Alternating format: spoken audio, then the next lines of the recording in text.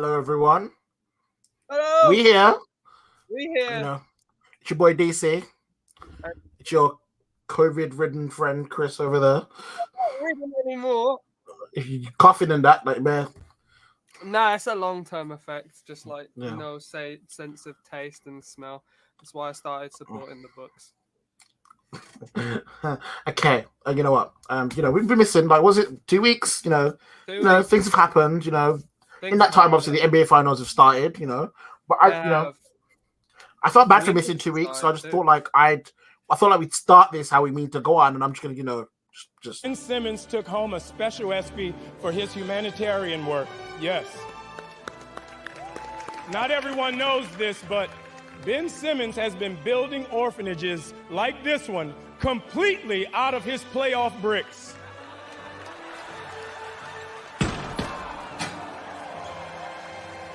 What do you like to say, little ladies?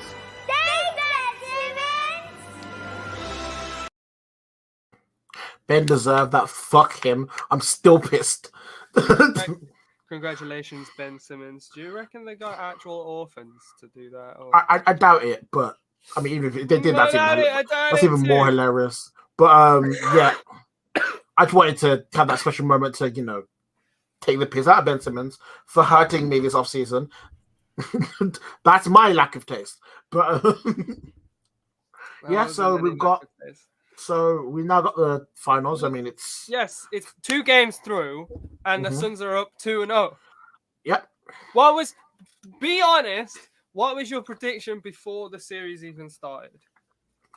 What I said 4-2 Phoenix, but I didn't. But that was more hopeful than anything. I said 4-2 Phoenix because I want CP3 to win, but the way they're going, I didn't expect it to be like this. I think I had less. What's the word? I had less. I didn't believe in them as much as you did, so I went for 7 games. Yeah, I think I said in 7. I think my hope was that I was like, okay, maybe they'll be able to do it. But I think me saying 6 was being hopeful more than realistic. I think it was a prediction where I was hoping it would work, but I was like, you know what, we never know. And obviously, my theory was like, obviously, CP3 is going to want it a lot. You've got Devin Booker, you've got Ayton, and you've got obviously people like Campaign coming off the bench. I was like, it's a decent team. I was like, 6 games is fair, but obviously, a lot's happened in these series. I mean, we've got an injured Giannis. Well, yeah. So Giannis got injured in the Atlanta in the semis. He didn't finish the series off, but Middleton and Holiday did their job and finished them off. And then it came to this series, and he ended up he was wrote down as doubtful, and then he got given the game start, and then he's played 35, 37 minutes in the first game, and it wasn't a terribly good game by him by all stretches of the imagination. I mean, what was his score? He played 35 minutes. He had 50% from the field, which is decent. However, he only shot 6 times. He ended up with 20 points. So is that game 1? That's game 1, yeah. Game 1, he only ended up with 20 points. He didn't really look like himself. But then you had game 2, where he completely took over. And I watched that quarter where he scored 20 points, which is the most points scored in a quarter in the last 25 years by a player in finals since MJ, yeah. 1993. And he ended up scoring. He ended up nearly hitting 70% of his shots, which is more like Giannis, rather than the 50%. And he scored 42 points. He had 12 rebounds and only 4 assists. Yeah, not a very good showing. And then when you look at the only other, so in the first game, Chris Middleton had 29, but it was more of a Phoenix really took control of that game.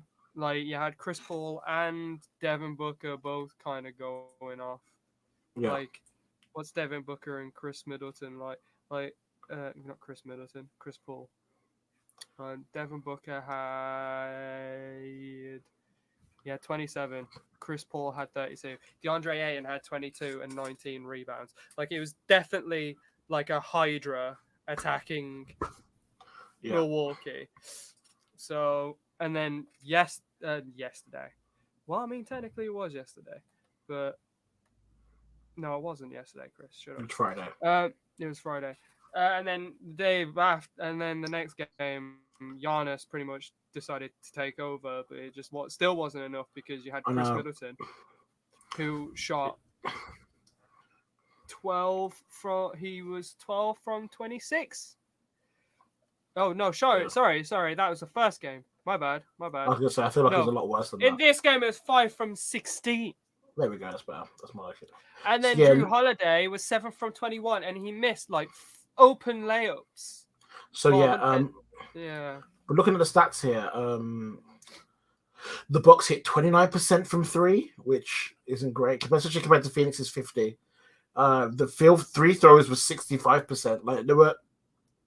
I watched the highlights of the game. Obviously, you watched the actual game. I mean, a lot of the free throws was Giannis taking the free throws, and if Giannis is taking more than 50% of his free throws, then it makes sense that Milwaukee are like that. Also, a fun little stat as well that I saw is that while I was watching the game, is that the Phoenix Suns actually currently have the highest free throw percentage ever as a team during the finals right now. So if they continue and win, they've got something going for that. I think, I don't know. Like, obviously, I watched the highlights of the game. I didn't get to catch the game, but I don't know.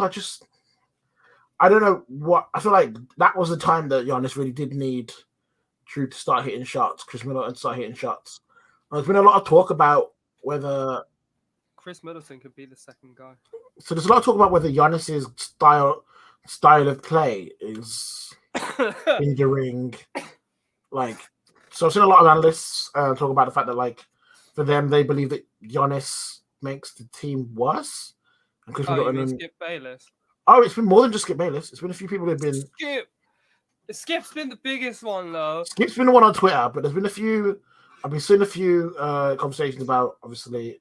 I think at one point it was. There was RJ and I think Chris Bosh talking about it too. Talking about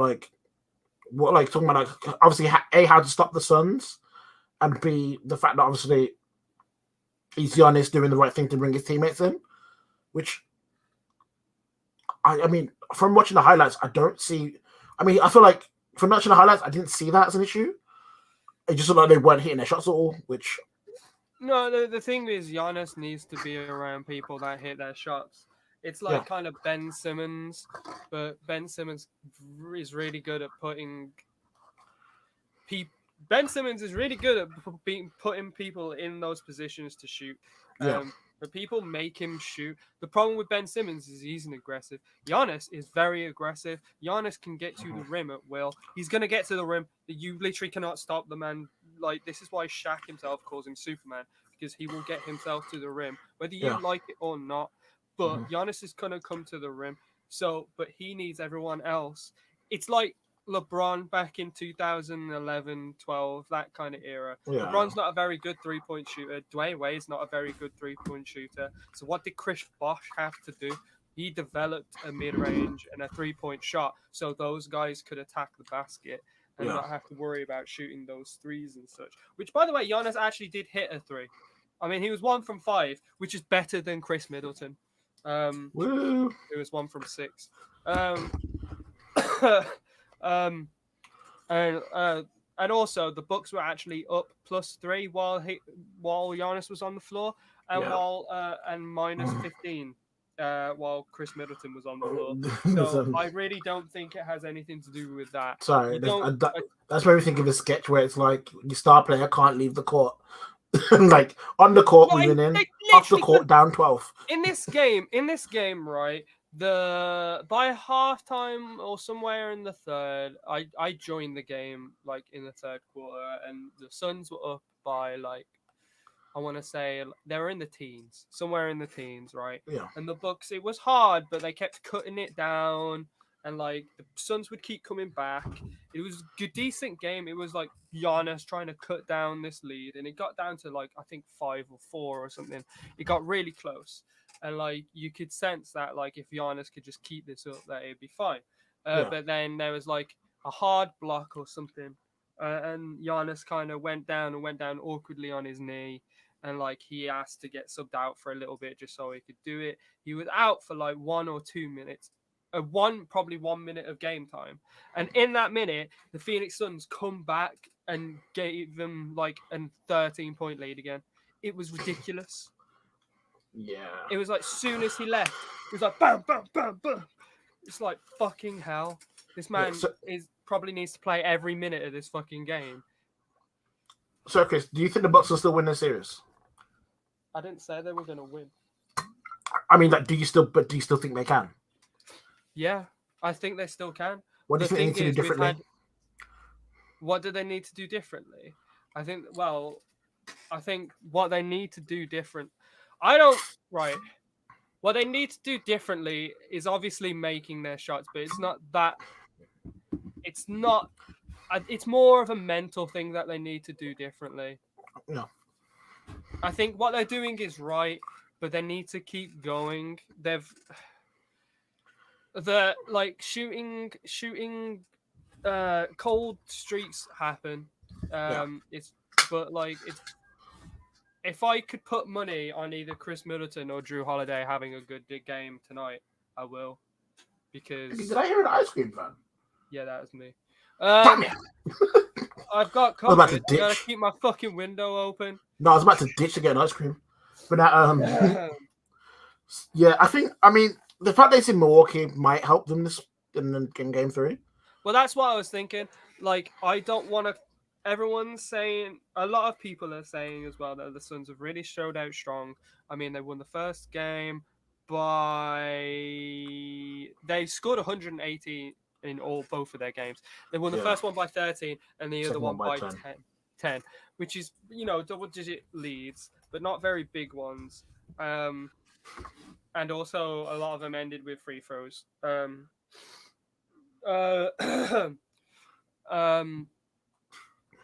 But they were both at home at Phoenix, so it's kind of expected that Phoenix would win those games. So it's like now it's over to Milwaukee. Phoenix did their job and held home court. Milwaukee have to do the same thing. Now, if they lose one of these 2 games, it could be.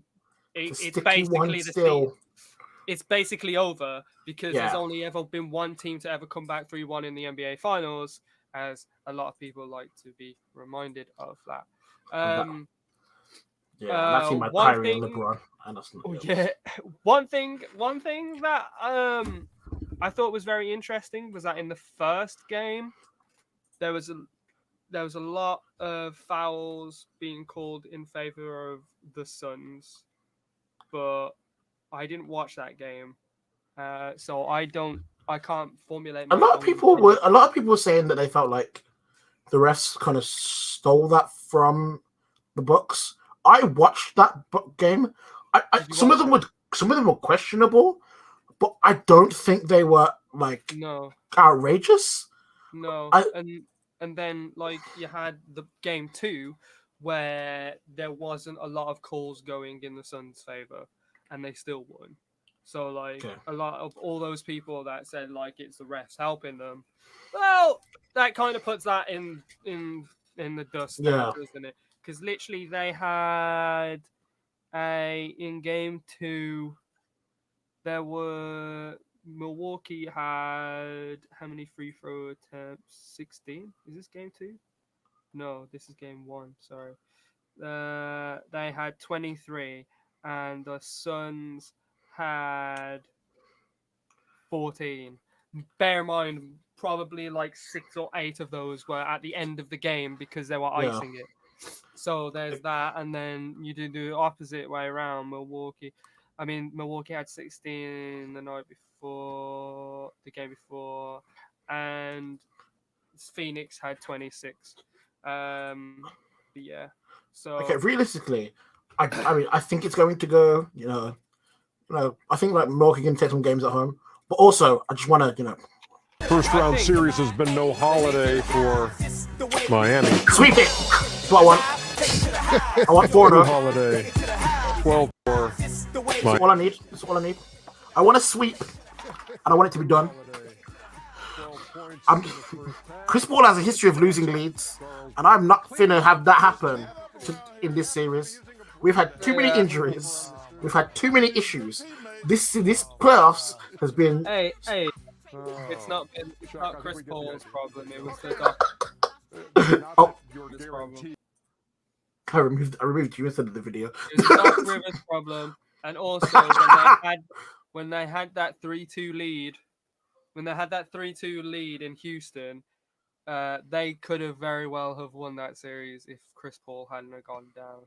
Mm-hmm. So and I would have. Chris Paul didn't lose that, but fam, Chris Paul was. Houston The thing is, did. so like, I think I'm at that point where I think with this playoffs, I kind of obviously with all the injuries, it's kind of been like a lot of these series have been like sometimes the energy's been taken out of it because you got injuries. Like talking about like even Giannis, like even when he was in the middle of an amazing performance, he still had those moments where he had to come out for a minute and it changes the game. So I think I've kind of stuck on the narrative that I really want CP3 to get this title. Plus, I love the Phoenix Suns anyway because I think what they did last year. I think if both of us last year, they became that team where you were like, oh wow, and they're still winning. And you looked at that project and it was like, they're going in the right direction. So I want them to win. Also, I feel like for CP3's legacy and all that, I think he needs that ring. I think he deserves it. So I'm at the point where I'm just like, I hope they do it. Like I hope.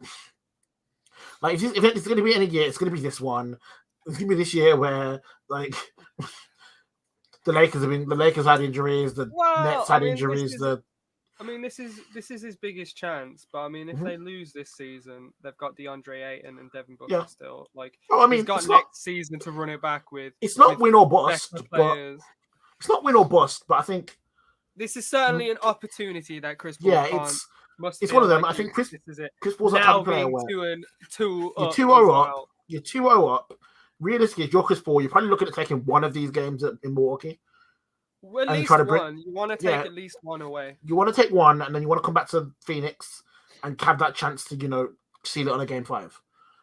And I think that obviously Chris Paul's someone who makes his teams better, and obviously he's a natural leader. And I think like all playoffs, I've been impressed with his efficiency, the way he's been playing. Like he's really. It's not even anything like really. Well, of course it's stuff on the court as well, but I suppose it's mostly the off. But he's both. Stuff, he's both like that he shows, and just the level-headedness when like the team starts to lose a lead, and then it's usually Chris Paul who comes up and just says, "Give me the ball. Okay, this is what we're doing. We're not losing this now." It's that temperament that like he seems like that type of person who's a calming influence.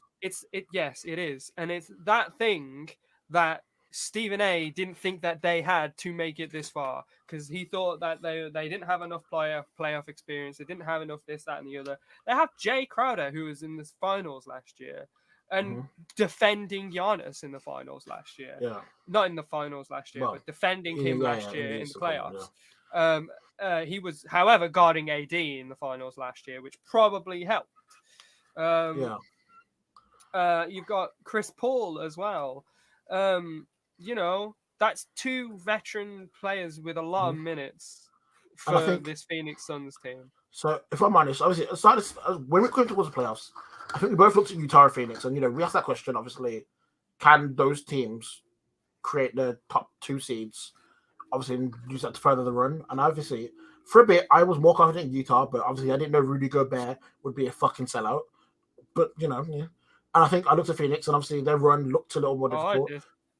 I think they got the luck of obviously but they've earned it. Like I think Devin Booker's been amazing. I think Cameron Payne stepped up when Chris Paul was out with the COVID protocols, and DeAndre Ayton's really coming into his own. Like this is a team. So the thing is, is they say about the playoffs is that your weaknesses really are exaggerated when you're in the playoffs. Look, ask Giannis the last 2 years against Toronto and then against Miami. Ask Ben Simmons this year.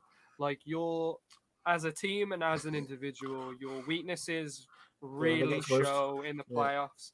This Phoenix Suns team doesn't have many weaknesses. Inside game, you've got I mean, Devin Booker's really good at like his inside game, but you got like DeAndre Ayton. You've got mid range with Devin Booker and Chris Paul, 3-point range, defending, leadership. You've got the mixture of experience and youth as well. Which mixture of experience so and you've got youth. energy, you've got calming. Like there are players who Devin Booker can really be your spark plug that just like can light up a moment. Their rotation is really good as well, and like they've got players who can step up. Like when Chris Paul was out, you mentioned Cameron Payne. In this game, in game 2, there was Cameron Payne hit some great shots. I think he made some very good steals, like very impromptu steals. It felt like every shot that the Phoenix Suns made was a big shot, because it was like with each one of them, it probably would have sparked a run for Milwaukee, but they were just like, no, this stops now. And like Milwaukee, to their credit, kept coming back. Sorry. Giannis, to his credit, kept on coming back, but it just wasn't happening for them. But yeah, I noticed that against the Lakers. But I didn't notice that against the Lakers. There was a lot of times where, like obviously, okay, you take away the fact that AD was injured, the Lakers still a good team, and I think that I think people who discredit the fact that Phoenix beat the Lakers just because AD was injured and obviously LeBron was having issues. It's not because that team. That's the make of a great team, being able to cover when this kind of shit happens. Yeah, and I think obviously, but the thing for me is, I noticed in them games that when Phoenix got that lead, they were able to just like I saw the runs where LeBron would like, get 9 points and they bring them back to like one possession. And the Phoenix would be like, no, straight back to 11, because they would be able to get the 3 points. Devin Booker was hitting points. DeAndre Ayton was just dominating inside. And at some point, I was like, okay, this team, they may have, look, the injury may have been an opportunity to help them out, but they had to take advantage of that, and they did. And they did it really well and I think people discredited that. Yeah, DeAndre Ayton is the unsung X factor of and also, I really like their coach. Series that they were in, because the problem is with big men is that a lot of the really good big men nowadays aren't very good shooters. So, I mean, there's a lot more than they used to be, but in this era, you got Rudy Gobert, and that the Clippers took advantage of that. They couldn't take advantage of that the same way against the Phoenix Suns, because they had DeAndre Ayton who can hit inside shots and hit mid-range jumpers and has a good post game. That kind of transcendent big man. He can do the defending, do the rebounds, do the stopping you, but also he is an offensive threat, and obviously it's something that and he's a tough matchup. So I think Phoenix look great, and I think they got a great coach. They've got a great coaching setup as well. I think even when Chris Paul was out, like you could see the team harmony in the fact that them man we're winning for him, like while he was, and like it was a real team effort. And like when I saw that, I was like, yeah, this team is dangerous. And obviously they blew out Denver. They swept Denver. Yeah, they swept Denver. They beat LA. They beat LA in 6. Swept Denver in 4, and then they beat LA Clippers in 6. Yeah, so they've had some tough matchups, some tough series, and they've come through it. And now we're at a point where it's like, I don't know, like I think with the Bucks, it's always been one of them where it's just like, I think for them, this would. Like nothing. They're not out of it all, because obviously we're still on home court advantage. Like it's still, this is meant to be how the series has gone. This is game 4. Literally, it's how it's supposed to have happened. Yeah, this is meant to be. It's meant to be 2-0. That's how it's meant to be. That's why I'm feeling pretty good about my Suns in 7. Yeah, but I think with the Bucks, I'm looking at like the coaching. I'm looking at is there anything you man can do to actually slow this team down? And because like a lot of people complain, like a lot of people they're just letting Chris Paul do what he wants, letting Chris Paul get to it's. I mean, they need to put. Drew Holiday on Chris Paul or something like that. They need to have good defenders. They need to go to a small ball lineup. They need to have Giannis at the 5, because that's when they were dominating teams like the Nets, albeit like they weren't like amazing. But that like in that series, but like they Yeah. need the Nets is a big fuck, and the Nets. The Bucks need to go to a small ball lineup because that's what helped them. But for some reason,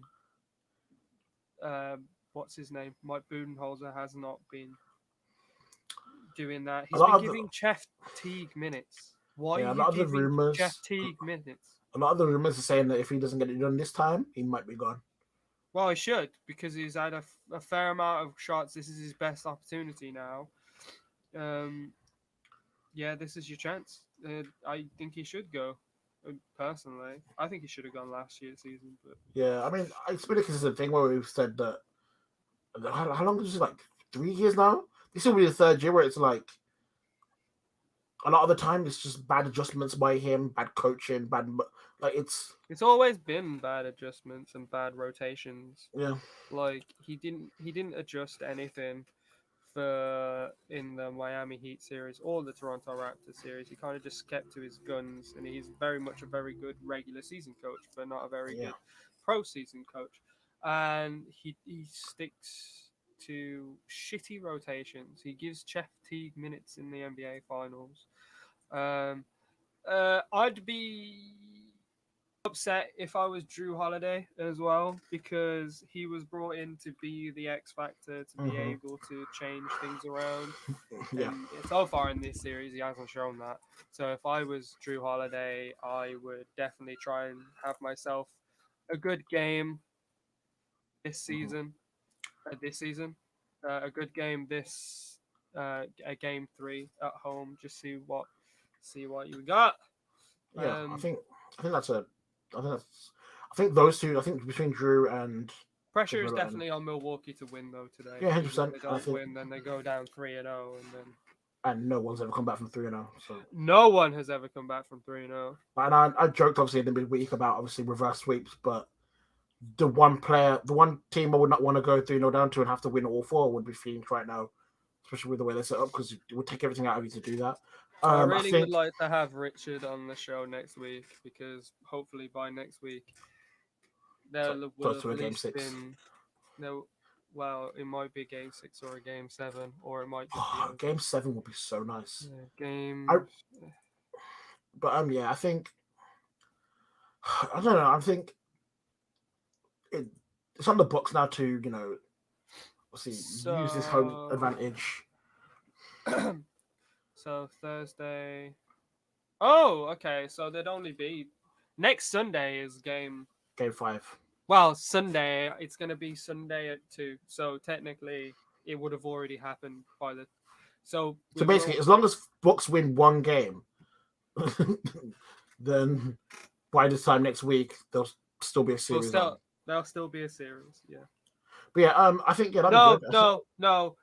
If they lose 4-1, okay, because they need to win 2 for it to carry on as a series because it's game. Hopefully, this time next week, it's like 3-2 to one of the teams, and we're still able to talk about something and be like, look, okay, who's going to win the series? We could always talk about the Olympic basketball. I mean, we always have stuff to talk about, but for me, like Team USA losing to Nigeria last night. I saw the end. I was barely tracking it, and then I saw the Precious block on KD, the Bam chatting shit to Precious, Bam and dunked on Precious. Yeah, and he was like kind of mouthing off, and like I was like, great, and then I kind of just assumed USA would win, and then Nigeria won. I'm like, I know it's an exhibition game, and it doesn't really matter, but it probably meant quite a lot to Nigeria. Yeah, I think they. Yeah, man, Team USA need to know that. Well, they made 20. They made 23s. Nigeria yesterday, so yeah. When I came out there, jeez. And it's not the best way to start, Olympics preparation. No, not the best way, but at least it's just an exhibition match. Yeah, at least it's not an important game. But obviously, I think that's the thing though. Like we've had that with USA teams where sometimes you look at a team, you're like, oh, that team's amazing, but realistically, sometimes they just do lose to these teams that they shouldn't do. They do. Like we've had the Redeem team and the whole. There's other teams that just want it more than they do. Mm-hmm. And obviously, this Team USA team has Kevin Durant in it. So, I mean, that'll be Wait, what? what? Was it 2004? 2004, they got bronze medal. 2008 Yeah, that's the one. was the redeem. The Redeem team. Yeah, I'm trying to work out. I was like, 2004 is when Argentina won it. Yes, I want to say yes. Because Ginobili, yeah. Yeah, because they beat USA in the semi-finals. Yeah. Or was it Spain that beat them in the semi-finals? I can't remember. I can't remember. I just know that Ginobili won it in 2004. That was and I know that obviously they're not starting to redeem team. So like, it's not unlikely. And obviously, the thing is with the basketball and with the NBA, you've got a lot of, players in other countries who, Can you've got make stars waves. everywhere. Like, I mean, just ask Nigeria, who has 3 Yeah. Miami Heat players in the starting lineup today. Last night. and then you've got obviously like, Oz, Kapala, and Precious. we've got like, you got Luka in this Olympics. We've got like a lot of. I'm excited for this Olympic basketball. Like, this can be. It's gonna be fun to. It's gonna be fun to do, and also all the games are gonna be pretty. Early on in the I don't fucking know day. Yes, early in the day, aren't they? I'm gonna be fucking. It's gonna be amazing. I can watch basketball in the morning. Because it's all gonna be in Tokyo, yeah. Yeah, and they are very ahead of us. They are very ahead of us. They are 8 hours ahead of us. Jeez, that means they're like 16 hours ahead of like most places in America. Yeah. So for them, Oh, it's not much. 11 o'clock now, about to be. So obviously, that means that they're like 6 o'clock. If they have a Fucking 6 o'clock or hell, 7 Pia. o'clock, if they have 6 o'clock or 7 o'clock basketball tip-offs, it's gonna be 11 a.m. for us, and I'm okay with this. Sick one. Love that. But yeah, I mean, wow, Japan is actually like 13 hours ahead of America, isn't it? Wow. Mm-hmm. Unlucky for you guys. Now you know how it feels. Wake up and dumb times in the morning.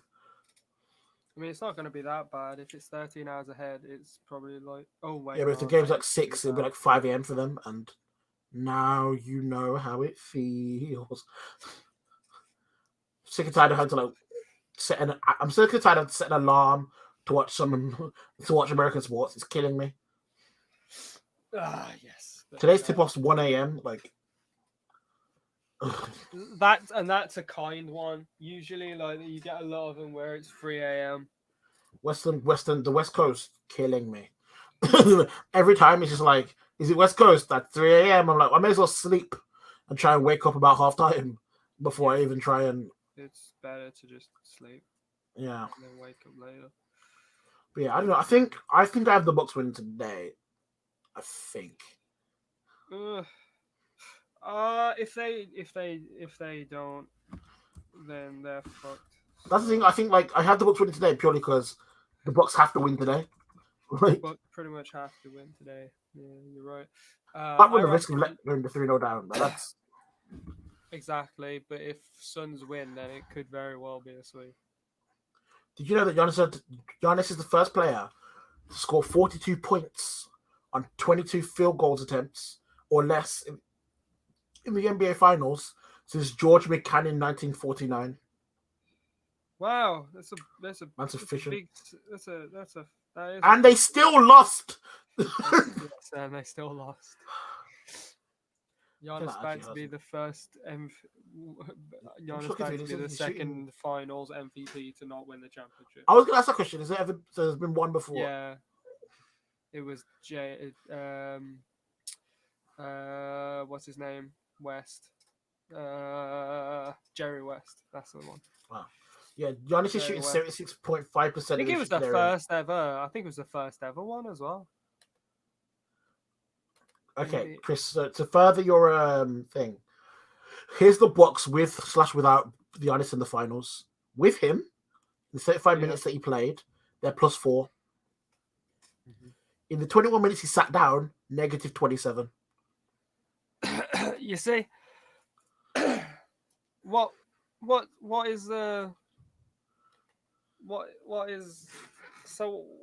the So what's all everyone talking about this? Like, oh, they play better without him. Like, no, that's not true, is it? It's simply not true. Yes, No. it was Jerry West, and it was the first one, the first ever one, and the only one to ever go to the loser.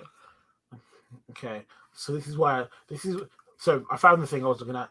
So Kendrick Perkins said that Giannis is the Robin of the Bucks, and then he said his dominance in the third quarter took away from others. For the whole entire third quarter, we had to watch Drew Holiday and watch Chris Middleton stand around and watch Giannis go to work. And I just watched it. I was like, that doesn't make sense. Hold on, no, that doesn't make sense. Right, first of all, like if Chris Middleton and Drew Holiday actually hit their shots, then that wouldn't be an issue. Secondly, Giannis dominating that third quarter put them within striking distance of taking the lead, and then when he came off, it all went to shit. Okay, yeah, and then I found the other one. So it was Richard Jefferson, yeah. So he Did said, you even watch the game? So Richard Jefferson said he wins when his team wins. He needs other guys to step up, but he's so special. We're going to hold him to a similar standards as Bron, Kobe, Magic, MJ, and Shaq. That's company he's in. No one's saying don't score 40, but if your teammates sit around and watch, it's not good. He said, and then he said, yes, to master the fine art of getting others involved while also dominating. And then they had a big conversation about that because it was him and Chris Bosh talking about how the fact that like when Giannis at his best, you don't know if that benefits everyone around him, which I mean, there's a lot. I agree. I can agree with that. There's bits, but it's like I can agree with that 100%. Like, but his thing, so Giannis should not. The thing was, is not a club. Yeah. He should not be a number one option. Yeah, but the thing here is, so Giannis took 22 shots, Drew took 21, Chris Middleton took 16. So it's not as if there's a massive. It's not as if there's a massive discrepancy. Like when we were looking at, no, there isn't. When we were looking at the Nets earlier this season, at one point, Harden was taking 4 shots in a game because Kyrie and KD had taken so many. The shots between them are even. It's just that Giannis is taking a higher percentage of shots he's more dominant and harder to stop in the paint in that area, so he can get there. Whereas with Drew and Chris, it looks like them two are just missing their shots in terms of. Pretty much, yeah. That's what it was. I mean, in game 1, you saw Chris hitting his shots, and they still lost. So, yeah. Well, that's what it was. It's Drew Holiday, which is really the big factor for me. Well, I think if you're the Bucks though, it's like at least if you come out in game 3, play with the same type of intensity, but you hit your shots. At least then you've got a chance. Like you can win that game. It's not a complete it's not completely done. Like it's not like you have to change a lot. Realistically, you just have to hit a better percentage of your shots and maybe create some better ones for yourselves. Maybe Drew, can maybe hit some more layups instead of what he was doing in game 2. Because some of them highlights were a little, yeah. Exactly. So it's no wonder that Giannis wanted to take control. Giannis was taking control and scoring buckets. And the thing is, I think realistically, I've grown up watching LeBron and listening to Kobe. Like a lot of the time, sometimes you have that player and they say, "Just give me the ball. I know I can do this." Give me the ball, let me work. To his credit, he did it. And obviously, like you said, had he not had to sit down because of the injury, it would have been likely that they went into that final quarter, closer to the Suns. And then, they would have been able to work out on these things and maybe get more shots. But, I think people blaming Giannis is just going to be this thing that happens now because he's held to a higher standard. But I think people in the media I think it's just easy for them. They're just like, okay, cool. We're gonna blame him because him scoring 42 points. Oh, but did his team It's easy to blame the individual, and I think everyone's gonna start trying to jump on that bandwagon of let's blame Giannis for everything that goes wrong. And it's like, come on, well, there's always someone to blame, isn't there? It's a team sport, and obviously you're gonna blame the defensive player. You always try to blame the star player, who hasn't won the championship. It's very easy to do that. I honestly don't think it's Giannis's fault. I think it's Mike Budenholzer's fault, in my opinion. Giannis isn't the one making plays here. Mike Budenholzer is, and create these rotations. Maybe if Drew Holiday was a bit more in rhythm, he'd be fine. But Jeff T is getting minutes, so Yeah, Budenholzer confuses me because I'm always like, hold on. it seems like you have everything there to win a championship, but just make some adjustments or do something. It's like, please, do something. Like help them when they need you. Also, the thing is, I think watching Budenholzer has made me realize how much I've taken good coaching for granted. Like looking at people like obviously Eric Spoelstra, sort of Popovich. Like you, when you realize that oh my god, who's on Discord? Can you okay? But yeah, when you realize that like some of these coaches can really like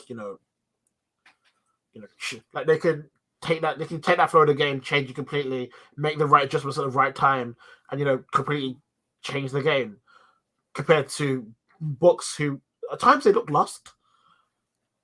They look hella lost. Like they don't know what to do. Yep, pretty much. They don't know what the fuck to do. But yeah. In other news, there's been Damian Lillard trade rumors, and he said repeatedly that they don't come from him, so it's not his camp.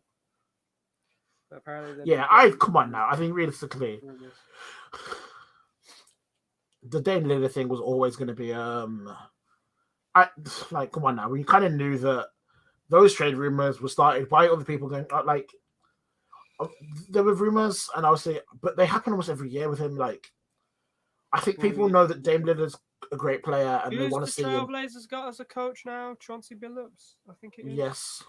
They've recently got someone else as an assistant. I can't remember who it was. But they got someone else. It was an old head coach from somewhere. I can't remember quite who it was. The Bleacher Report feed is just overtaken by last night's game, USA. I can't remember who it was.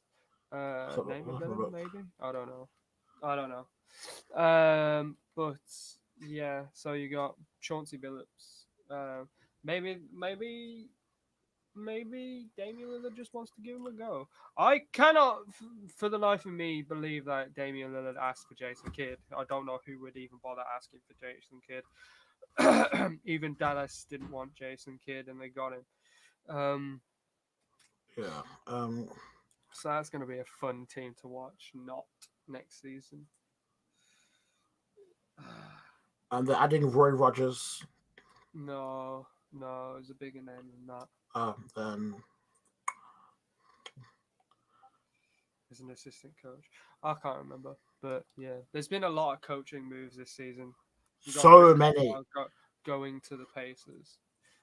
You know what? Let's actually have a little look at those coaching moves. Like,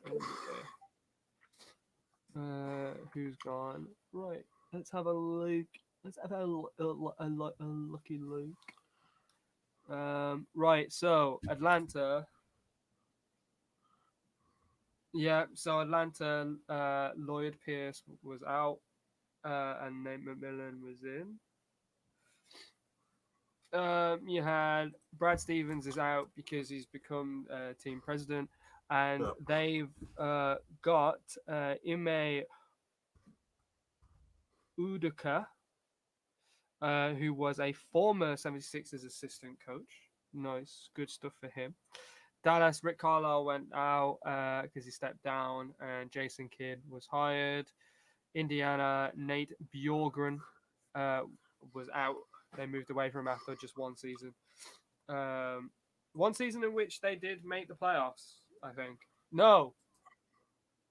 Yes. No? Yes.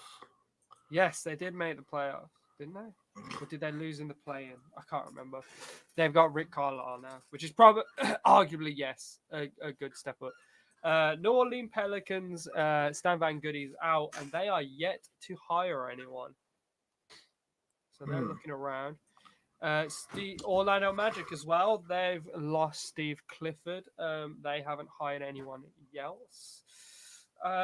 Portland, they have fired Terry Stotts and hired Chauncey Billups. Washington Wizards, Scott Brooks is out. Scott Brooks has been hired somewhere. I don't know where though. There's been so many moves I have to Google this guy. Oh, Scott Brooks is so Magic have just hired Jamal Mosley. He's a Mavericks assistant head coach. It literally just popped up on my phone. Scott Brooks is Scott Brooks went to Portland. Oh, that's what it was. There we go. He's top assistant coach. Yeah, top assistant. There's been so many moves in the last. I mean, I get it because there's been a lot going on, but I think we might see more moves coming in, which it's going to be. I mean, we just had a move just happen, so literally, yeah.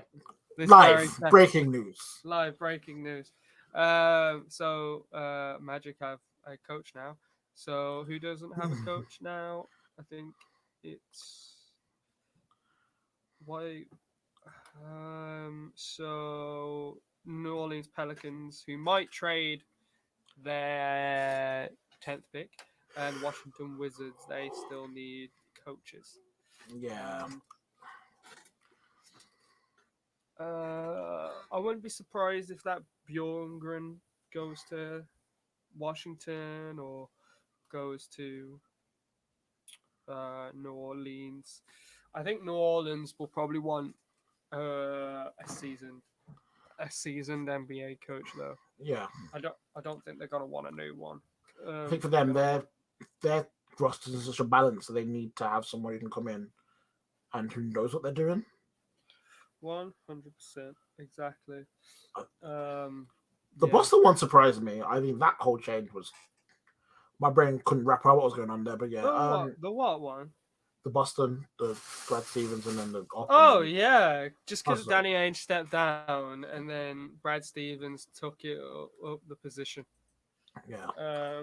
So, I mean, I guess all credit to Brad Stevens. I mean, at least he knows he doesn't want to coach right now. So, Boston. I mean, he's a young guy as well. Like, damn. 44, yeah. Yeah, he's a young guy. Big promotion. But yeah, pretty fucking big promotion, yeah. Yeah, we're gonna see a lot more. I think we're gonna see quite a few changes. I think I'm not sure. I think people like New Orleans. These coaching appointments are gonna be one of them that are really important right now. Like, you have to make sure you get the right person. Like Portland, obviously, we're looking around. There's been a lot of like rumors of who's going where, and obviously different people are going in each place. It's kind of, and that's where the Dame Lillard obviously stuff stemmed from, because they thought there was an issue there, which I think, I don't know. I think Dame Lillard's he's kind of said for time that he doesn't really want to be that guy who joins someone else's organization. Yeah, he doesn't want to. People to join him. Plus, man wants his money. Yeah, true. But also, didn't KD tweet something about LeBron joining Miami Heat a while ago, and now he's two super teams. Yeah, but it's KD in it. Man does what he wants. It's true. I still can't believe people are to change nationality. People argued with me about this KD being top 10 thing. I'm still furious. What? I don't know. Chris, actually, here's this will be a good question. Because who is Steph better? Has Steph had a better career than KD?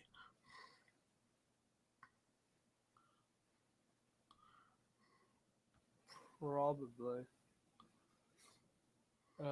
He's been more influential. That's for sure. Because see, that was one of the things I was obviously, because obviously you're looking at who's playing now, and obviously looking at where they go in the list, and that one took me a while. I don't know. He revolutionized the game. KD is a better player than Steph Curry. I know, but Steph Curry has obviously a weakness in his defense. So, I know, but it's like the career thing. It's like I'm trying to work out career, you got you got unanimous MVP. You've got obviously the 3-point stuff, the influence. You've got you've got the 73-9 Warriors. You've got the winning the title before that. Yeah, Steph Curry pretty much has the monopoly on Under Armour sneakers too, rather KD, who's with Nike, has also LeBron to consider. I think that's what I'm looking at. I was looking at his face. I'm like, I'm kind of interested because it's not. There's never some of these like things are cut and dry, and obviously it depends on your opinion. I'm always looking at these things, and some people are always so very sure on things. I'm like, wait, let's take a second. Wait, I got to think about this. Yeah, I don't know. That is a tough one, but I mean, if you put a gun to my head, I guess I'd probably say Steph Curry. Also, here's a question: were the Golden? Because this is something. Because there's been a lot of arguments about super teams this week. Were Golden State without KD a super team? Yes. There's been a lot of arguments about the definition of what a super team is. Some people were saying that it's the group of 3 All-Stars, but it doesn't. But a super team only counts if you traded or signed one of them in free agency. And there was a whole thing, and there was a whole argument about whether Golden State without KD was a super team, or was he a super team when they joined? And it's a whole. I don't know. I don't think the term super team has ever been properly defined. I always just whatever team LeBron's on. Great players that have come together. Like whatever team LeBron's on is a super team. That's what I put. I would have definitely have classed the Boston Celtics in the 60s as a super team. I would have definitely have classed the Boston Celtics teams in the 80s as a super team. I would have definitely classed the Los Angeles Lakers in the 80s as a super team. I would have definitely, super team is, the Bulls in the 96. Yeah, I think the stigma needs to turn. I know because it's been attached to LeBron and Miami. There's just been more naturally made super teams. Yeah, I think because it's been attached to LeBron and Miami, it's got a bad stigma to it where people assume it's a bad thing. But I'm looking through time, even Boston in was it 08? I think it was because that no 3 players has come together in free agency like that before. Yeah. You get a player joining another team. Yeah. For example, Moses Malone joining Julius Erving. Charles Barkley joining the Phoenix Suns. You get loads of players doing that on their own. But I think in 2010 it was combination and partnership. Because of that draft class had so much talent in it. It was like, yeah, let's do it. Let's just all come together. Yeah, no, I think I was looking at them yeah, they did, and they won championships. So,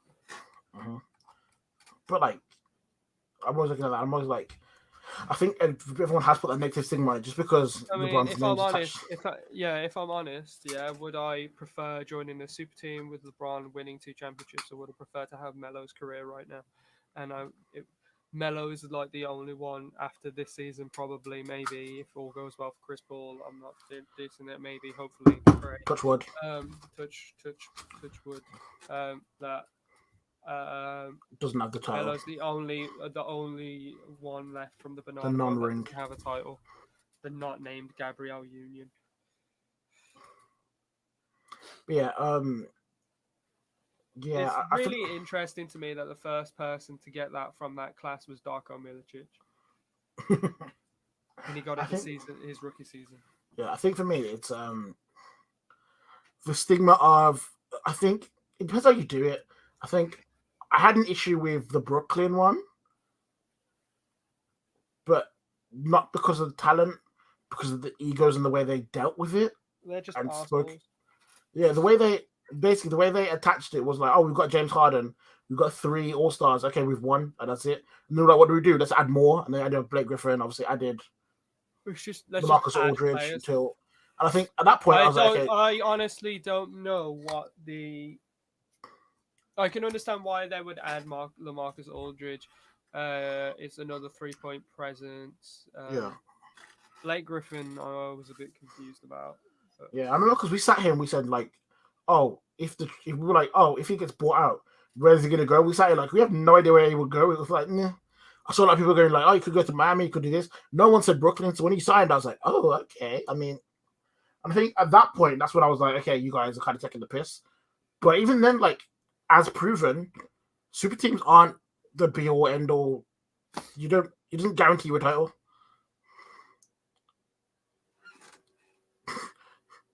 Is it a bird? Is it a plane? Is it my Amazon delivery? Is it the... Oh no, what the fuck that is? There's a disturbance in the force. Oh, it's a fucking next door neighbor using fucking cleaning their car. Oh, power hose and that. It just fucking sounds fucking weird. But yeah, I think Sounds I like find that funny. Ray So, gun, what the hell? also, I still find it so funny that, like, I'm like, what are Brooklyn gonna do next season? Like, did they run it back? Is it gonna be? What? Who's gonna? I'm waiting for Brooklyn next season. Like, are they gonna add They're more gonna All have to run it Stars? back. Are they gonna add They're more gonna All Stars? Are we gonna? Maybe I don't fucking know. Don't know who that add Kawhi. I literally think it is physically impossible with a cap. Okay, thank God. I was like, don't you? But Kawhi's. yeah. I'm interested to see what Kawhi does this offseason. I think he's gonna stay. I think he might stay and take that player option. With context, maybe yes. But there's one thing we all know is that Uncle Dennis gets what he wants. there is no emotion that's gonna go into his decision. This will be a business move. It will be a business. It will be a business / sporting. Where can I get the most success move? What can I do? Like, Kawhi is very specific in what environment he wants to be in. He made that very clear when he joined the Clippers over the Lakers, because he made it very clear he did not want to be in the LeBron James environment, because I think he wants to be that guy where he can pretty much do. I feel like him joining the Lakers and then doing the load management and missing games wouldn't have been seen as, wouldn't have been taken as well as when he did it on the Clippers. Yeah. I think wherever he goes, he's going to make a decision for him. It's going to be a decision that him and his uncle make. It's going to be a decision that them guys look at and say, okay, here's the money, here's the contract length, here's the environment. And then it's going to be on a team to say, look, Kawhi is that type of player. Will he benefit our team? Do we have the space to get him? And can we offer those little contract perks that Uncle Dennis adds in, like private, like whatever, like just... Uncle Dennis. I mean, to be honest, we'll see if he's done with the Clippers, because to be honest, it seemed that way. It's home. It seemed that way. I mean, yeah, but it seemed. I mean, I just still find it funny that the King of LA posters now are like, why did you do that? You should let him win one first. Yeah. I mean, what makes it funny for me is every time the Kawhi rumors are brought up, the first thing that everyone says is Miami, and it's like, yes, and I'm like, okay. See, in my mind, because it's the first one that's always mentioned, it's probably not going to happen. So yeah, but also that's why I like all the low-key things like Damian Lillard going to Miami Heat. You want the one that's like not first on the list, but you want like fourth or fifth. Yeah. Like, you want to be at the bottom of the thing. Like, I want to be fourth or fifth on the list. Yeah, like, you don't want to be in the headline, but you want to be in the article. Like, he also mentioned. What I've realized is like most of the time, it's a lot of red herrings. They're the favorites. It's probably not going to happen then. Yeah, a lot of red herrings, a lot of and then normally it goes to someone else, and you're like, God, when were they mentioned? Exactly. But anyway, I guess that's over for us today. Had an hour-long conversation. And now we got Game 3. Game 3 is today. Game 4 is on Wednesday. Something like that. So no, I mean, but Game 5 long is on break. next A long breaks between these games, by the way. I mean, yeah, I guess I have to. Really. I got no basketball to watch. I mean, I should get used to it by now, to be fair. Yeah, actually, no, that's fair. I should get used to it because I've gone from 3 games a day to 1 every 3. It's tough. But yeah, next week we'll know more what's going on in terms of the finals. Or I'm hoping it will be over. Who knows? It will not be over. Sweet. Someone say no. Couple nights ago. Someone say sweet. It's fine. But yeah, I've been David. It's been Chris. See ya. Time out. If these man sweep it, I swear to God, that'd be hilarious. I don't want to see a sweep. Kind of want to sweep now. God damn it.